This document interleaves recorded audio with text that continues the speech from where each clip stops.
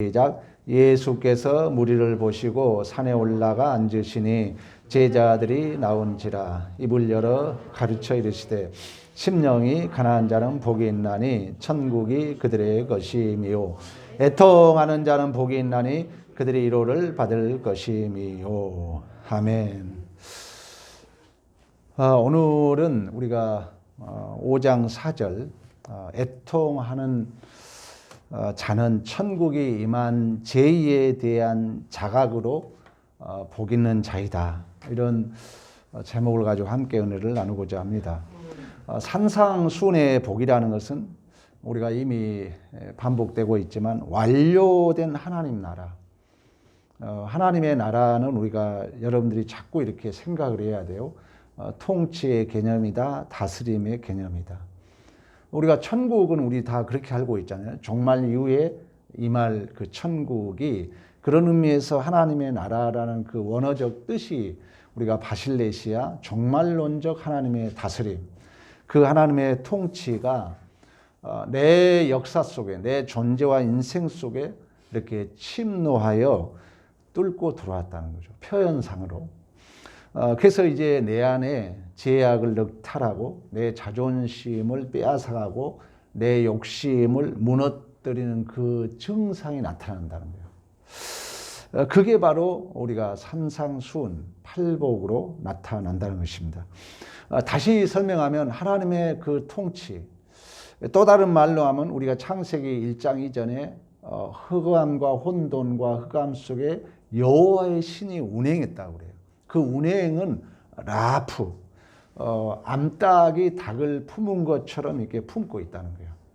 이러한 하나님의 그 간섭하심이 내 존재에 들어오면은 그 하나님의 은혜 속에서 이 죄와 사망이 당연히 찢겨지고 비어지고 물러가는 거죠.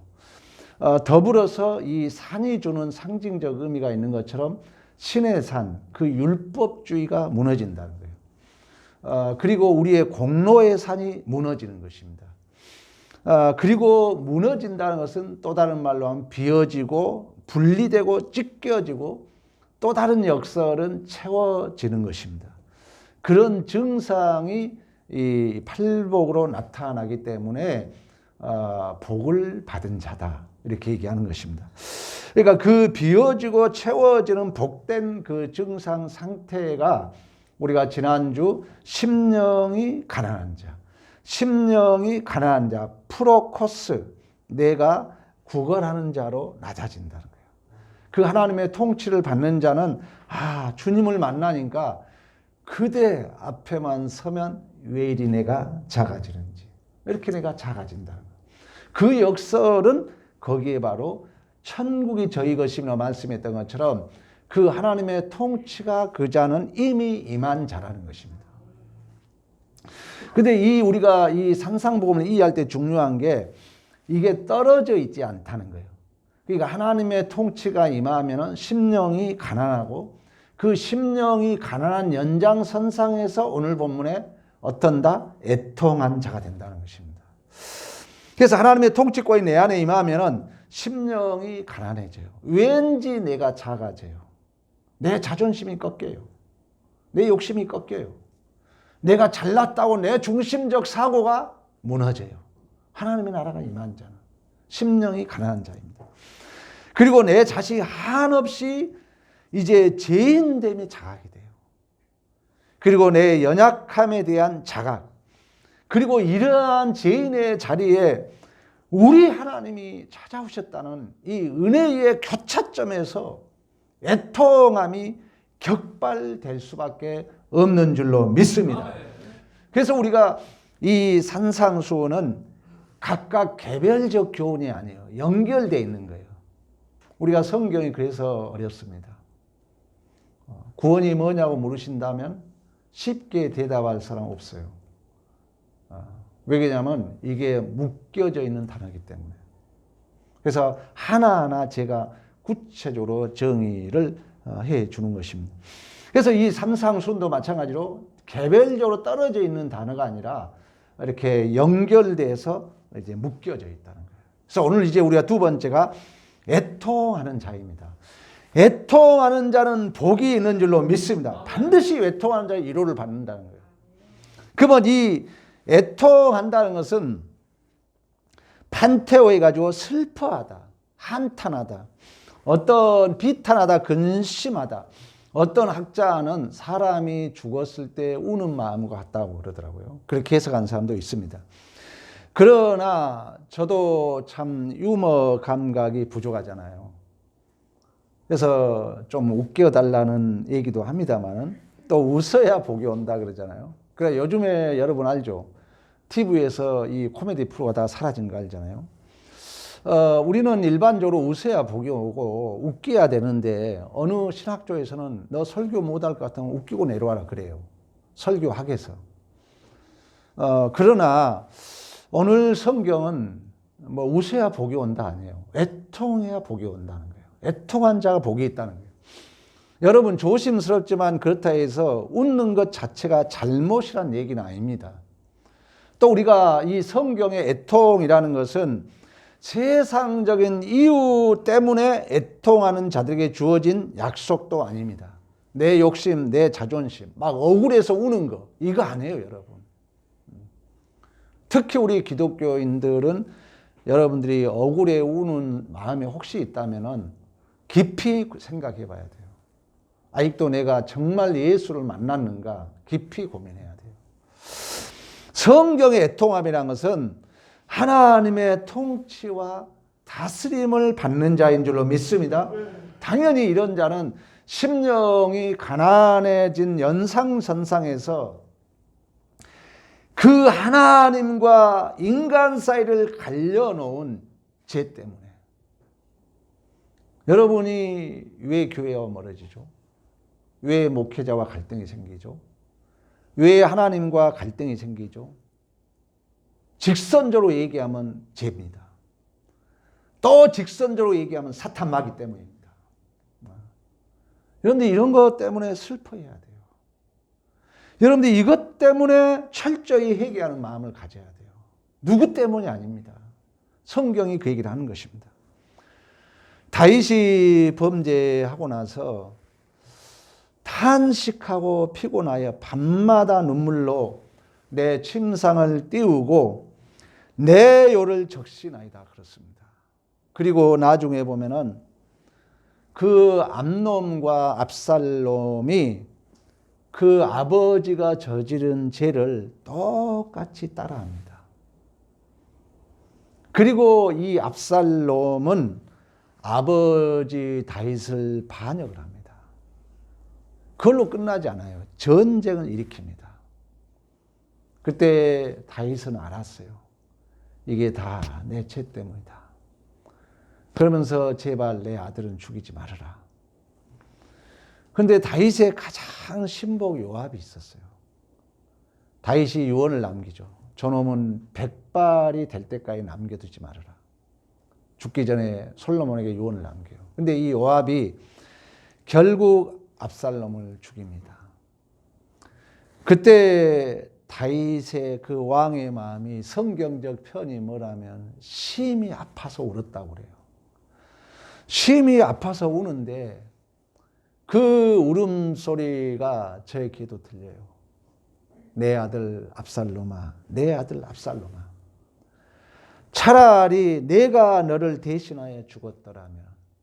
이 다윗의 심정은 분명히 신하 우리아의 그 죽음과 또 아들 압살롬의 죽음과 또 이 전쟁 가운데 왕의 자리가 위태롭고 여러 가지 두려움도 있었지만 또 다시 또 다른 자기 어떤 욕망과 탐욕도 있을 수 있었겠지만 이 진정한 다윗 왕의 눈물과 슬픔은 그 현상을 바라보면서 자신 스스로 해결할 수 없는 내 안에 죄 때문에 회개하고 통회하고 자복한 줄로 믿습니다. 분명히 하나님의 위로가 있다는 거예요. 하나님의 나라가 임한 자는 반드시 이러한 증상이 나타난다는 것입니다. 이처럼 여러분들이 하나님과 또는 소극적으로 말하면 교회와 또 목회자와 나와 사이를 갈라놓은 최소한의 윤리, 도덕, 신앙이든 제약이든 여러분들이 경험하고 확인하고 슬퍼한 자가 있다면 누구 탓하고 이것 때문이다 저것 때문이 아니라 왜 멀어지고 있지? 슬퍼한 자가 있다면, 근심한 자가 있다면, 애통한 자가 있다면 분명 복받은 자의 증상이며 하나님의 위로가 있을 줄로 믿습니다. 한때 베드로가 얼마나 자만했습니까? 주님 다 버릴지라도 나는 버리지 않는다 그랬습니다. 그러나 은혜가 임하니까, 은혜가 임하면요 반드시 우리의 허물이 폭로되게 돼 있어요. 참 이런 설교는 요즘 한국교회에서 하기 힘든 얘기지만 이건 진심입니다. 은혜가 임하지 않으면 자기 잘못이 드러나지 않아요. 그러니까 은혜가 임하면 반드시 저 사람 때문이었다는 그 고백이 나 때문으로 변하게 되어 있습니다. 은혜가 임하면 그래요. 그래서 이 베드로가 그토록 교만했던 베드로, 자기만큼 모든 걸 할 수 있는 거예요. 그러나 주님은 알고 있었어요. 주님은 알아요. 그래서 주님은 그 은혜가 임할 교차점을 기다리고 있어요. 저놈이 언제 자기의 크게 주님의 제약이 폭로될 때를 주님은 막을 수 있겠지만 그 베드로의 마음에 은혜를 자각시키기 위하여 내버려 둡니다. 그래서 아닌 게 아니라 그토록 자만했던 베드로가 막상 자기의 생명에 위협이 오니까, 자기의 이해관계가 결부되니까 주님을 부인합니다. 저주하면서까지 부인합니다. 그러나 하나님의 은혜는 반드시 발각시켜요. 자각시켜요. 그래서 주님을 부인하고 나서 주님과 눈이 마주치는 순간 말씀이 생각나게 해요. 성령이 하는 일이에요. 성령은 생각나게 하시고 기억나게 하시고 가르쳐 주실 줄로 믿습니다. 그때 베드로가 주님 말씀이 곧 오늘 닭 울기 전에 내가 3번 부인하리라는 이 말이 생각해서 성경적 편이 뭐냐면은 심히 통곡했다 그래요. 이런 베드로와 주님과의 그 자기 이야기가 있는 자는 주님을 배신할 수 없습니다.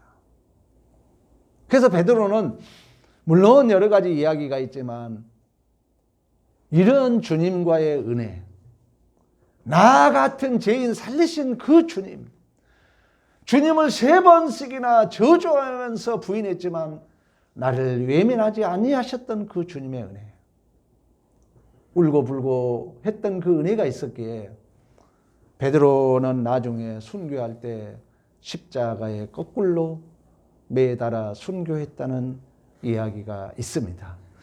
분명 우리가 하나님 때문에 울고 있고 내 죄 때문에 울고 있고 여러분 자녀의 죄 때문에 우리 교회 공동체 누군가의 죄 때문에 혹이라도 맨날 핑계하고 원망이 아니라 그 죄 때문에 애통해하고 울고 있다면 분명 그 자에게는 하나님의 나라가 임한 자이며 하나님의 위로를 받을 줄로 믿습니다. 그런 의미에서 위로라는 의미는 파라칼레오, 파라클레토스, 보혜사, 위로자, 성령의 어근과 같습니다. 그래서 하나님의 위로라는 것은 애통하는 자리에 내려오셔서 위로하시는 그리스도의 성육신적 상징적 단어입니다. 그러니까 반드시 성령이 임하면 우리가 애통하게 돼 있어요. 라프, 하나님의 품 안에 있는 자는 내가 작아질 뿐만 아니라 분명히 우리는 하나님 앞에 애통하게 된 줄로 믿습니다. 즉 애통하는 자가 하나님의 위로를 받는다는 것은 죄에 대하여 애통하는 자에게 찾아오셔서 따뜻하게 사랑을 베푸시는 하나님의 사랑스러운 모습을 상징하는 뜻입니다. 여러분, 하나님의 통치라는 것이 다양하게 표현되고 있지만 그 하나님의 운영하심이 창세기 1장 이전에 혼돈과 흑암과 어둠 속에 여호와의 신이 운행했다 그러잖아요. 이 운행이라는 것은 라프, 암탉이 여러분들을 품고 있는 거예요. 이러한 하나님의 은혜가 임한 자는요, 한없이 나의 공로가 무너지는 심령이 가난해지고, 두 번째는 그 은혜가 임하고 나니까 내 허물이 생각날 때마다 우는 거예요. 내 죄악이 자각될 때마다 우는 거예요. 저는 그것을 목도를 많이 했습니다. 제가 청소년 그 상담할 때 안양 블루 심사원에 찾아가서 제가 할 게 뭐 있습니까? 누구야 힘내라 이러면 그때 당시 그 아주 악한 애들이 한없이 눈물을 흘려요. 그걸 오늘 이 말씀을 준비하면서 일주일 내내 생각이 나더라고요. 그래서 애통한 자가 복이 있는 자이고 그들이 위로를 받는 자는 것은 내 스스로 해결할 수 없는 죄의 문제로 그 외로운 자리에, 그 고독한 자리에 누군가 찾아오셔서 따뜻한 사랑을 베푸심으로 자신의 죄가 너무 미안해서 흐르는 눈물인 줄로 믿습니다. 저도 솔직한 얘기, 여러분도 그러리라 믿습니다만 매일 저도 울고 다녀요. 진심이에요. 이리 봐도 저리 봐도 자랑할 것 없는 죄인. 가족 생각에도 잘한 게 하나도 없고, 교회 생각에도 나같이 허물 많은 자가 없어요. 옛날 우리 대신 대학을 세웠던 김치선 박사는 매일 울고 다녔다고 그래요. 설교할 때도 울고. 그래서 눈물의 선지자라는 이름이 붙을 정도로 하나님의 은혜가 임하면 내 허물도 내 죄악도 자각되기 때문에 우리는 주님 앞 분명히 애통하게 된 줄로 믿습니다. 내가 눈물을 흘리고 있다는 것은 나 같은 죄인을 이미 주님께서 찾아오셨기 때문에 그 은혜에 대한 자각 증상이며 그 감격을 감출 수 없는 감각인 줄로 믿습니다. 그런 의미에서 복이 있다는 거예요. 저도 오늘날 우리가 참 너무 교만해지고 부요해서 눈물이 없지만, 그래서 저도 사실 매일 한 번 이상은 운 것 같아요. 솔직한 마음으로. 하나님의 은혜를 생각하면은 너무나도 하나님 앞에 죄송할 뿐만 아니라 또 은혜가 큰 거예요. 은혜가 임하면 내 죄가 드러나고 또 은혜가 또 드러나고 그 교차점 속에서 우리가 해야 할 일은 애통할 수밖에 없다는 것입니다. 이러한 애통한 자는 분명히 하나님의 은혜의 위로를 받을 뿐만 아니라 분명히 삶에 또한 변화도 있을 줄로 믿습니다. 결국 이처럼 애통한 자란 것은 나 같은 죄인, 하나님 은혜 없이는 살 수 없다는 자각 증상으로 복 있는 자인 줄로 믿습니다. 하나님의 통치와 다심을 받는 자들은 심령이 가난한 연속선상에서 하나님의 여러분 통치는 뭐라고요? 하나님의 다스림은 또 다른 말로 말하면 성령의 임재입니다. 우리가 삼위일체를 얘기할 때 우리 예수님은 구속의 역사를 이루시고 부활 승천해서 하나님 우편에 계시거든요. 그러면 지금 성령이 내 안에 임해요. 그래서 성령이 여러분들을 말씀을 듣는 것을 깨닫게 해주시고 조명해 주시고 생각나게 하시고 기억나게 하고 가르쳐 주실 줄로 믿습니다. 그러나 이 하나님의 나라가 임한 자는요, 가장 큰 벌은 뭐냐면은 무감각이에요. 몰라요. 계속 불평을 하는데 몰라, 자각이 안 돼요. 불행한 거죠. 하나님의 나라가 임한 자는 금방 자각이 됩니다.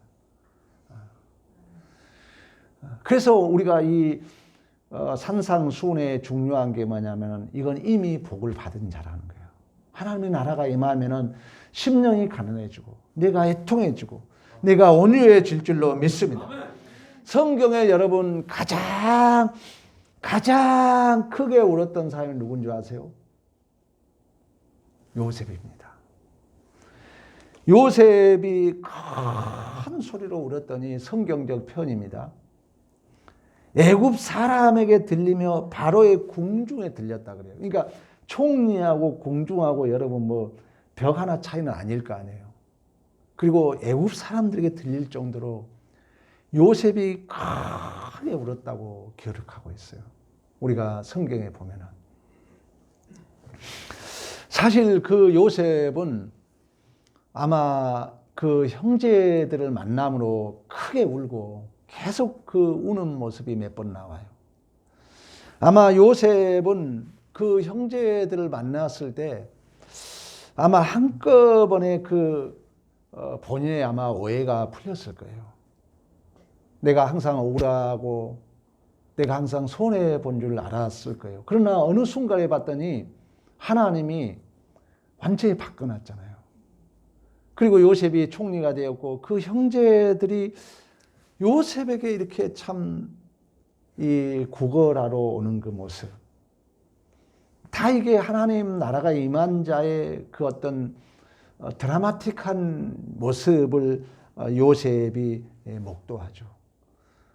그러면서 그 형제들이 염려하고 근심하죠. 왜? 팔아먹었기 때문에. 그때 요셉이 여러분 이루하잖아요. 근심하지 마소서. 한탄하지 마소서. 당신들은 나를 이곳에 파는 것 같지만 하나님이 생명을 구원하려고 당신들보다 나를 먼저 보내신 줄로 믿습니다.